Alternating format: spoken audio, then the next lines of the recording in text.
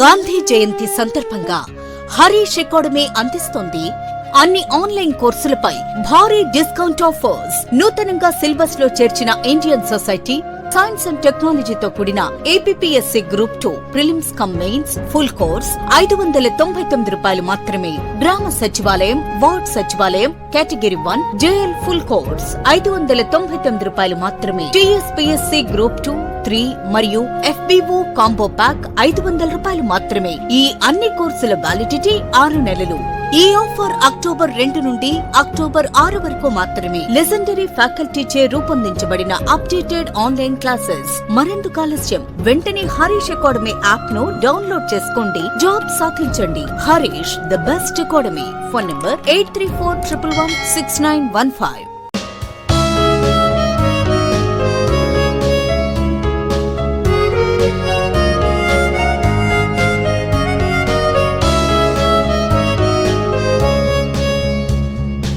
Harish the best academy.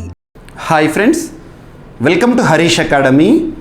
ఈరోజు వార్తలు నిలిచిన జాతీయ, అంతర్జాతీయ, రాష్ట్రీయ అంశాల గురించి, వార్తలు నిలిచిన వ్యక్తులు, అవార్డులు, పుస్తకాలు, మరి క్రీడా సంబంధిత సమాచారం, ఒక్కొక్క అంశాన్ని వివరంగా తెలుసుకుందాం. ఈరోజు మన ఫస్ట్ టాపిక్ వచ్చేసి ప్రపంచ ప్రతిష్టాత్మక నోబెల్ పురస్కారం సాహిత్య రంగంలో గనక అబ్జర్వ్ చేస్తే ఈ సంవత్సరం 2023 గాను నార్వే దేశానికి చెందిన జాన్ ఫోసేకి దక్కింది.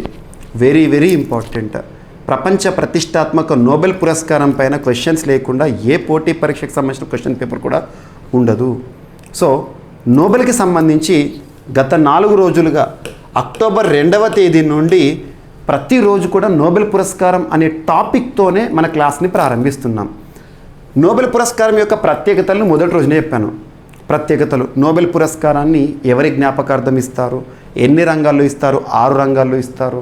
స్వీడన్ దేశానికి చెందిన ఆల్ఫ్రెడ్ బెర్నాల్ట్ నోబెల్ జ్ఞాపకార్థం ఇస్తారు. And at the same time ఒక రంగంలో గరిష్టంగా ఎంతమంది వ్యక్తులకి ఇవ్వచ్చు అంటే 3కి మించకూడదు.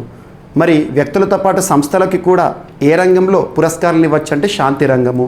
వీరిని ఎంపిక చేసే సంస్థల గురించి ప్రత్యేకతలు కానివ్వండి, నోబెల్ పురస్కారాలను ప్రకటించే వరుస క్రమం గురించి కానివ్వండి, ఏదైనా క్వశ్చన్ రావచ్చు. ఇవన్నీ మనం ఇప్పటివరకు కంప్లీట్ చేసాం డిస్కషన్లో భాగంగా. సో నోబెల్కి సంబంధించి మొదటగా వైద్య శాస్త్రంలో నోబెల్ పురస్కార గ్రహీతలు వార్తలకు వస్తారు ప్రతి సంవత్సరం. ఈ సంవత్సరం కూడా అక్టోబర్ 2 చూస్తే వైద్య రంగంలో నోబెల్ పురస్కార గ్రహీతలు చూసాము. 2 భౌతిక శాస్త్రం, 3 రసాయన శాస్త్రం, 4 సాహిత్య రంగం, నెక్స్ట్ 5 శాంతి రంగం. ఫైనల్గా 2 డేస్ బ్రేక్ వస్తుంది. లాస్ట్ డే ఈ సంవత్సరం అక్టోబర్ 9న నోబెల్ ఇన్ ఎకనామిక్స్ని మనం చూడడం జరుగుతుంది. సో ఇప్పటికైతే మనకు 4వ రంగంగా సాహిత్య రంగం వార్తలకు వచ్చింది. ఇక్కడ కనిపిస్తున్న వ్యక్తి ఎవరైతే ఉంటారో నార్వే దేశానికి చెందిన ఒక రచయిత. అద్భుతమైన సాహిత్యంతో, తన యొక్క కలంతో చాలామంది మెదళ్లలో కూడా కదలికను తీసుకొచ్చాడు. ఈవెన్ స్వరాలు వినిపించలేని వారు ఎవరైతే ఉంటారో, స్వరాలు వినలేని వారు ఎవరైతే ఉంటారో వారు కూడా తన సాహిత్యం వల్ల ప్రేరేపితలవడం అనేది అతని యొక్క సాహిత్యం యొక్క ప్రత్యేకత. అద్భుతమైన రచయిత అని గుర్తుంచుకోండి. చూడండి, ఫర్ హీజ్ ఇన్నోవేటివ్ అంటే విప్లవాత్మక, అద్భుతమైన ఇన్నోవేటివ్ ప్లేస్ అంటే ఒక వినూత్న రీతిలో తన రచనలు ఉంటాయంట, తన కథలు ఉంటాయంట. అండ్ ప్రోజ్ తనకి సంబంధించి which give voice to the unsayable. చెప్పలేని వారు కూడా ఈ సాహిత్యంతో ప్రేరేపితులవుతారు, వినలేని వారు కూడా తన యొక్క సాహిత్యంతో అద్భుతంగా ప్రేరేపితులవుతారని చెప్పేసి ఈ అకాడమీని, ఈ ముఖ్యంగా ఈ పురస్కారాన్ని ప్రకటించిన సంస్థ పేర్కొంది రాయల్ స్వీడిష్ అకాడమీ. గుర్తుంచుకోండి, సాహిత్య రంగంలో నోబెల్ పురస్కారాన్ని ఎవరు ప్రకటిస్తారు, ఎవరు ఎంపిక చేస్తారంటే రాయల్ స్వీడిష్ అకాడమీ. స్టాక్హోమ్లో ఉంది, స్వీడన్ అని గుర్తుంచుకోండి. సో దీంతో 4 రంగాల్లో నోబెల్ పురస్కార గ్రహీతల పేర్లను మనం డిస్కస్ చేయడం జరిగింది ఇప్పటి వరకు. ఓకేనా? అండ్ నెక్స్ట్ వచ్చేసి శాంతి పురస్కారం గురించి రేపటి క్లాస్లో చెప్తాను. ఓకేనా? నెక్స్ట్ ఈ సంవత్సరం మనకి ఐఐటీస్ తరచూ వార్తల్లోకి వస్తున్నాయి. ఇండియన్ ఇన్స్టిట్యూట్ ఆఫ్ టెక్నాలజీస్ భారతదేశంలోనే అత్యున్నత సాంకేతిక విద్యను అందిస్తున్న ఐఐటీస్ ఏవైతే ఉంటాయో వాటిపైన ప్రత్యేక శ్రద్ధ చూపండి. రెగ్యులర్గా మనకు వార్తల్లోకి వస్తున్నాయి ఐఐటీస్. ఐఐటి మద్రాస్ అత్యధిక సార్లు వార్తల్లోకి వచ్చింది. ఈరోజు రాజస్థాన్లోని జోధ్పూర్ ఐఐటి వార్తల్లోకి వచ్చింది. నిన్నటి రోజున అక్టోబర్ 5 రోజున భారత ప్రధాని నరేంద్ర మోదీ గారు దీనిని జాతికి అంకితం చేశారు. నూతన భవనం వార్తల్లోకి వచ్చింది. ఐఐటీలోనే ఒక కొత్త భవనం. వాస్తవానికి ఈ ఐఐటి జోధ్పూర్ కొత్త బిల్డింగ్ ఏం కాదు, కొత్త ఐఐటి ఏం కాదు, 2008లోనే ఏర్పాటైంది.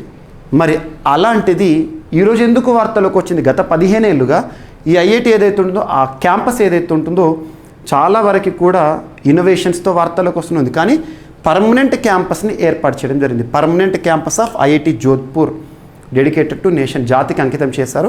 నిన్నటి రోజున భారత ప్రధాని నరేంద్ర మోదీ గారు ఇటీవల కాలంలో అక్టోబర్ మాసంలో ఐఐటికి సంబంధించి నూతన భవనాన్ని జాతికి అంకితం చేశారు భారత ప్రధాని నరేంద్ర మోదీ గారు. అంటే ఐఐటి జోధ్పూర్, రాజస్థాన్ అని గుర్తుంచుకోండి, very very important.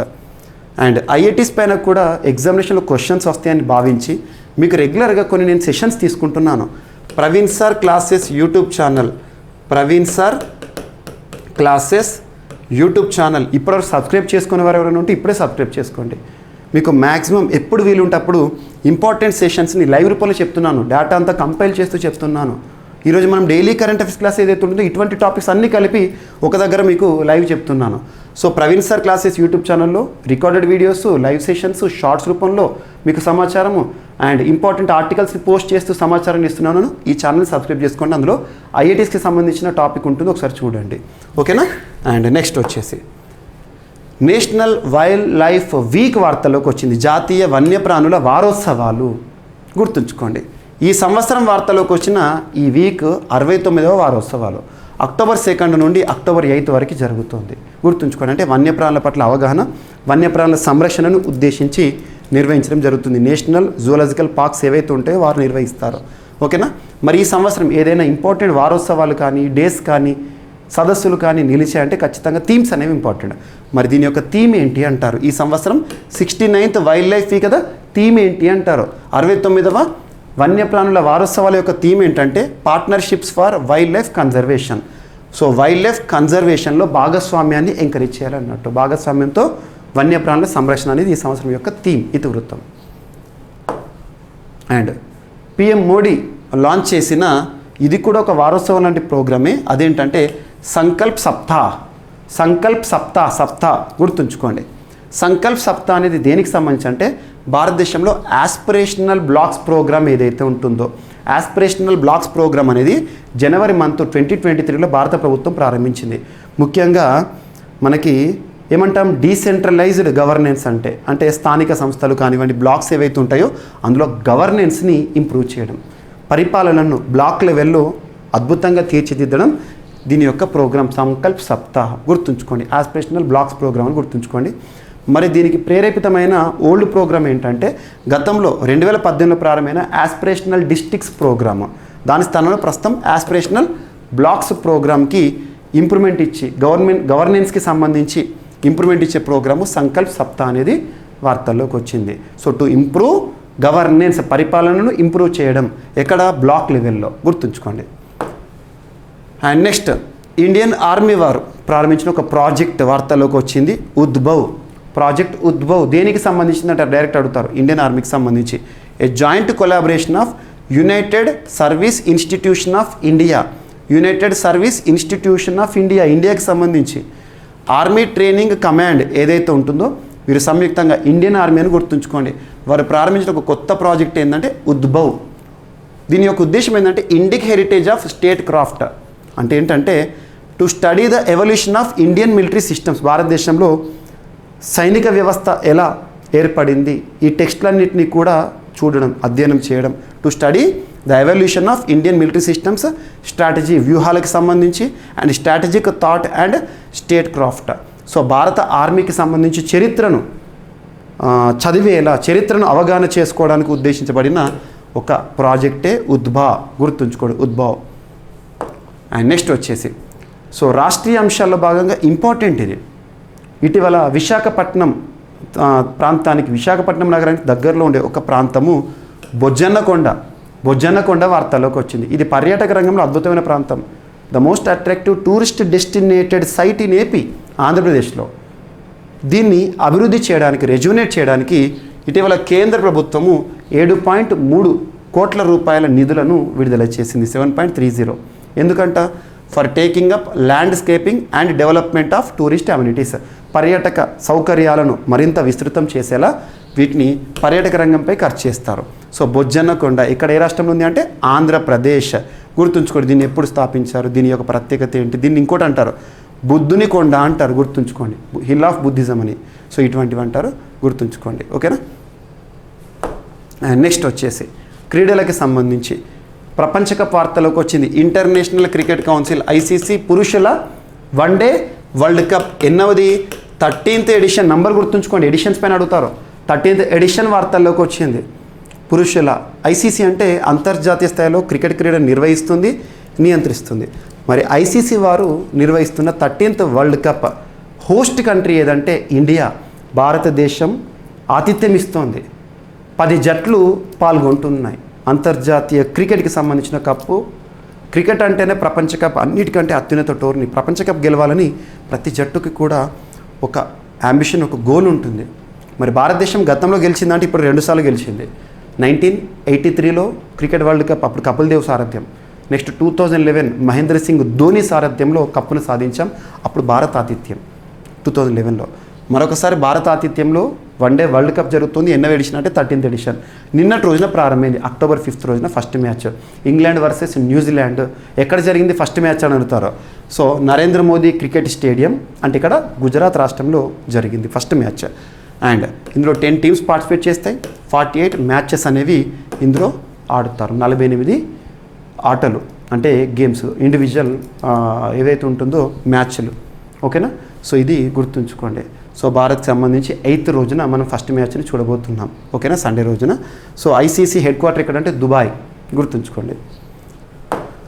And next Sudha Murty గారు ఇటీవల కెనడా ఇండియా ఫౌండేషన్ వారు ఇచ్చిన ఒక అద్భుతమైన పురస్కారం గ్లోబల్ ఇండియన్ పురస్కారాన్ని సాధించిన మొదటి మహిళగా వార్తల్లోకి వచ్చారు. Global Indian award, global Indian award Canada India foundation వారి నుండి గ్లోబల్ ఇండియన్ అవార్డు గెలుచుకున్న వ్యక్తిగా, మొదటి వ్యక్తిగా ఎవరు వార్తలకు వచ్చారు, మహిళగా ఎవరు వార్తలకు వచ్చారంటే సుధామూర్తి గారు. Very very important. ఇన్ఫోసిస్కి సంబంధించి తనకు ప్రత్యేకం అద్భుతమైన ఏమంటారు మాటలు, తన మాటలు చాలామందికి ఆదర్శప్రాయంగా ఉంటాయి. సో ఇక్కడ ఎవరు ప్రదానం చేస్తారు, ఏం పురస్కారం, ప్రత్యేకత ఏంటో చూడండి. ఓకేనా, సుధామూర్తి గారు. ఎస్. సో ఇవి ఫ్రెండ్స్ ఈరోజు వార్తలు ఇచ్చిన అంశాలు. ఒకసారి ర్యాపిడే చూస్తే నార్వేకు చెందిన వ్యక్తికి ఈ సంవత్సరం సాహిత్య పురస్కారం దక్కింది, Jon Fosse. And Indian institute of technology జోధ్పూర్కి సంబంధించి పర్మనెంట్ బిల్డింగ్ జాతికి అంకితం చేయడం జరిగింది భారత ప్రధాని నరేంద్ర మోదీ గారు. నేషనల్ వైల్డ్ లైఫ్ వీక్ వారోత్సవాల వార్తల్లోకి వచ్చిన థీమ్ ఏంటో చూడండి. And next PM Modi Sankalp Saptaah అనే ఒక ప్రోగ్రామ్ లాంచ్ చేశారు. Aspirational blocks program to improve governance in block లెవెల్లో. అండ్ ఇండియన్ ఆర్మీకి సంబంధించి ప్రాజెక్ట్ ఉద్భవ్ యొక్క ఉద్దేశం ఏంటి అంటారు. అండ్ బొజ్జన్నకొండ వార్తల్లోకి వచ్చింది. ఆంధ్రప్రదేశ్ ఇక్కడ పర్యాటక రంగాన్ని అభివృద్ధి చేయడానికి కేంద్ర ప్రభుత్వం 7.30 కోట్ల నిధులను కేటాయించింది. ICC one day world cup men's 50 overs one day world cup 13th edition భారత ఆతిథ్యంలో ప్రారంభమైంది. And next global Indian award గుర్తుంచుకోండి. కెనడా ఇండియా ఫౌండేషన్ వారు ఇచ్చిన గ్లోబల్ ఇండియన్ అవార్డు 2023 పురస్కార గ్రహీతగా సుధామూర్తి గారు వార్తల్లోకి వచ్చారు. సో ఇవి ఫ్రెండ్స్ ఈరోజు వార్తలు నిలిచిన అంశాలు. మిస్లేనియస్ అంశాలను మిగిలిపోతే రేపటి క్లాస్లో జోడించి మరొకసారి నేర్చుకుందాం. రేపు కలుద్దాం. Thank you.